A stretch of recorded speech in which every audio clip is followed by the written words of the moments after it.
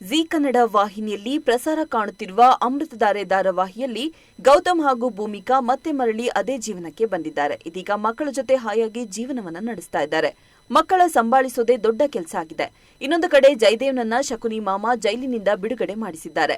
ಗೌತಮ್ ದಿವಾನ್ ಈಗ ಮತ್ತೆ ತನ್ನ ಕೆಲಸದ ಕಡೆ ಗಮನ ಕೊಟ್ಟಿದ್ದಾನೆ. ಅಷ್ಟೇ ಅಲ್ಲ, ಭೂಮಿಕಾ ಕಾಲ್ ಮಾಡಿ ಡುಮ್ಮ ಸರ್ಗೆ ಅಡುಗೆ ಏನು ಮಾಡಲಿ ಎಂದು ಕೇಳಿದ್ದಾಳೆ. ಈ ಜೋಡಿಯ ಸಂಭಾಷಣೆ ನೋಡಿ ಆನಂದ್ ಕೂಡ ಸಖತ್ ಖುಷಿಯಾಗಿದ್ದಾನೆ. ಮತ್ತೊಂದು ಕಡೆ ಮಿಂಚು ಹಾಗೂ ಅಪ್ಪು ಗಲಾಟೆಯೂ ಜೋರಾಗಿದೆ. ಮಕ್ಕಳ ಸಂಭಾಳಿಸೋದೇ ದೊಡ್ಡ ಕೆಲಸ ಆಗಿದೆ. ನಿನ್ನೆಯ ಎಪಿಸೋಡ್ನಲ್ಲಿ ತನ್ನ ಅಣ್ಣನ ಬಳಿ ಜಯದೇವ್ ವಿಚಾರವಾಗಿ ಶಕುಂತಲಾ ಬೇಸರ ಹೊರಹಾಕಿದ್ಲು. ಅವನೊಬ್ಬ ಸರಿ ಇದ್ದಿದ್ದರೆ ಇಂದು ಎಲ್ಲರೂ ಚೆನ್ನಾಗಿ ಇರ್ತಾ ಇದ್ವಿ ಎಂದಿದ್ದಾಳೆ. ಅದಕ್ಕೆ ಮಾವ ಇದ್ದವನು ಬಿಸಿ ರಕ್ತ ಅಷ್ಟು ಬೇಗ ತಣ್ಣಗಾಗಲ್ಲ ಎಂದಿದ್ದಾನೆ.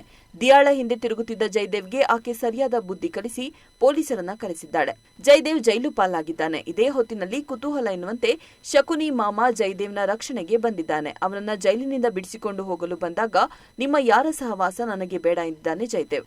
ಕೊನೆಗೆ ಪೊಲೀಸರು ಧಮಕಿ ಕೊಟ್ಟ ಮೇಲೆ ಹೋಗಲು ಒಪ್ಪಿಕೊಂಡಿದ್ದಾನೆ. ಶಕುನಿ ಮಾಮ ಡಬಲ್ ಗೇಮ್ ಆಡ್ತಿದ್ದಾನಾ ಅಥವಾ ಗೌತಮ್ ಹೇಳಿದಂತೆ ಜಯದೇವ್ನನ್ನ ಬಿಡಿಸಿಕೊಂಡು ಹೋಗಲು ಬಂದಿದ್ದಾನಾ ಎನ್ನುವುದು ಇನ್ನಷ್ಟೇ ತಿಳಿಯಬೇಕಿದೆ.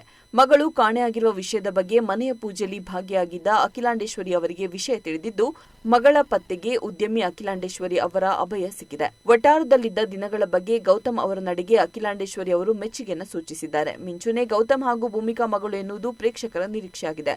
ಮಿಂಚು ಬಂದ ಮೇಲೆ ಗೌತಮ್ ಜೀವನ ಬದಲಾಯಿತು ಎನ್ನುವುದು ವೀಕ್ಷಕರ ನಂಬಿಕೆಯಾಗಿದೆ. ಇನ್ನು ಅಮೃತಧಾರೆ ಧಾರಾವಾಹಿ ಜೀ ಕನ್ನಡ ವಾಹಿನಿಯಲ್ಲಿ ಪ್ರಸಾರ ಕಾಣ್ತಾ ಇದೆ. ಛಾಯಾ ಸಿಂಗ್ ಭೂಮಿಕಾ ಎನ್ನುವ ಪಾತ್ರದಲ್ಲಿ ಕಾಣಿಸಿಕೊಂಡಿದ್ದಾರೆ. ಈ ಧಾರಾವಾಹಿ ಜೀ ಕನ್ನಡ ವಾಹಿನಿಯಲ್ಲಿ ಸೋಮವಾರದಿಂದ ಶುಕ್ರವಾರ ಸಂಜೆ 7 ಗಂಟೆಗೆ ಪ್ರಸಾರ ಕಾಣ್ತಾ ಇದೆ. ಇಂಟ್ರೆಸ್ಟಿಂಗ್ ಮತ್ತು ಇನ್ಫಾರ್ಮೇಟಿವ್ ವಿಡಿಯೋಗಳನ್ನ ಮಿಸ್ ಮಾಡ್ಕೋಬೇಡಿ. ಈಗಲೇ ಸಬ್ಸ್ಕ್ರೈಬ್ ಮಾಡಿ.